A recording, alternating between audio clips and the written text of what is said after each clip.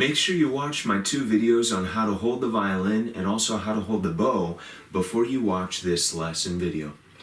Today, for this lesson and for your practicing this week, we're going to focus on the open strings of the violin.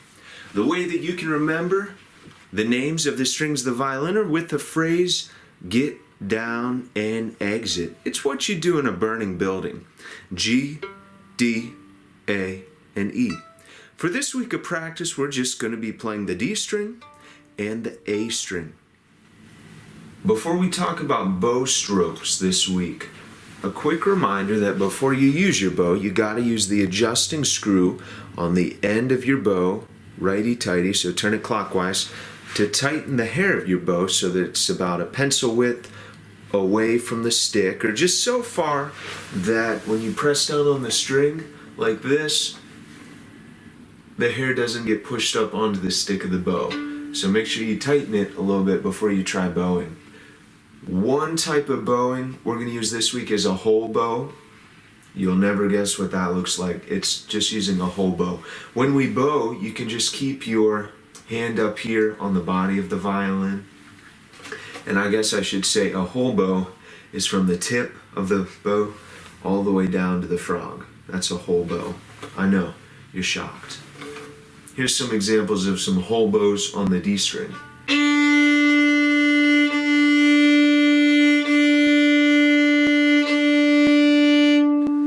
When you bow, you want to do your best to keep steady and even pressure on the strings of the violin. So you want it not to sound like this.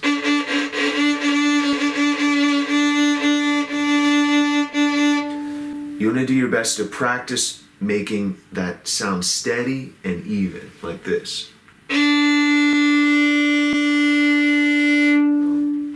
So we've got our whole bows. The second type of bowing that we're going to use this week is a half bow. The whole bow is going to be used for whole notes, which we're going to talk about in a minute, and a half bow is going to be used for a half note, which we're going to talk about in a minute as well. There are a couple ways we can do the half bow. One way is by using the upper half of the bow, and the other way is by using the lower half of the bow. And I want you to practice both of those this week when you play some half notes. Here's the lower half of the bow in half bows on the D string.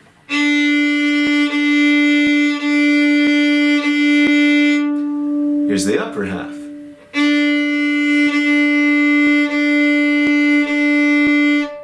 Again, you want to do your best to keep that pressure constant and steady so you get a really nice clear tone on your violin.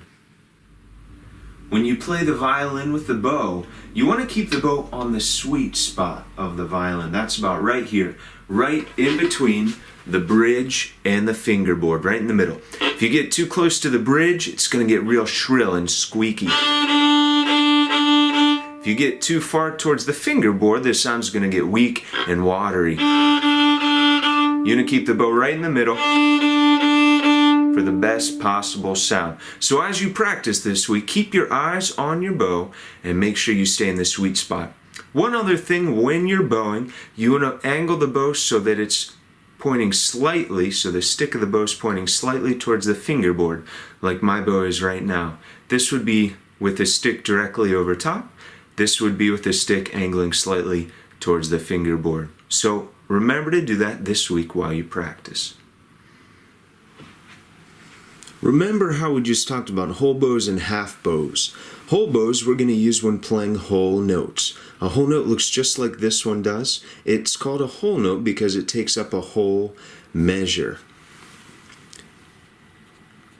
These are all measures. So in this first line, or in music we call them systems, in this first system we have 4 measures. 1, 2, 3, 4. The measures simply divide the system, sort of like words in a sentence. Down at the bottom of this exercise, we have some half notes.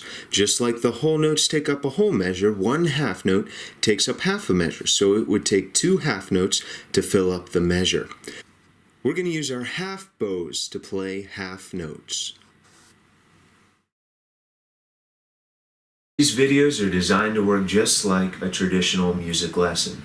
You watch the lesson video, and then every day for a week, you watch the practice video and you practice along with the practice video.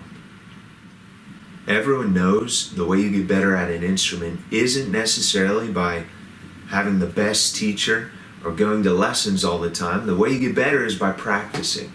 And so that was my goal in creating these videos, to get people something they could watch and then practice with. A traditional private music lesson is pretty expensive. It can range anywhere from between $20 and $60. Plus you have to buy music books. Plus you have to actually drive to the lesson. What I've done is I've created these lessons that you can enjoy from the comfort and convenience of your house. Furthermore, the first 5 lessons and practice videos that go along with them are completely free. That's more than a month of free private violin lessons for you to try out and see how you like. If you get finished with those first 5 lessons and decide that you'd like to continue with online lessons, you can purchase additional lessons on my website for a grand total of $2 per lesson. And that includes the lesson video, the practice video, and a PDF of the music for that week, the practice music. All 3 of these things you can download onto your computer so that you can access them when you don't have internet as well.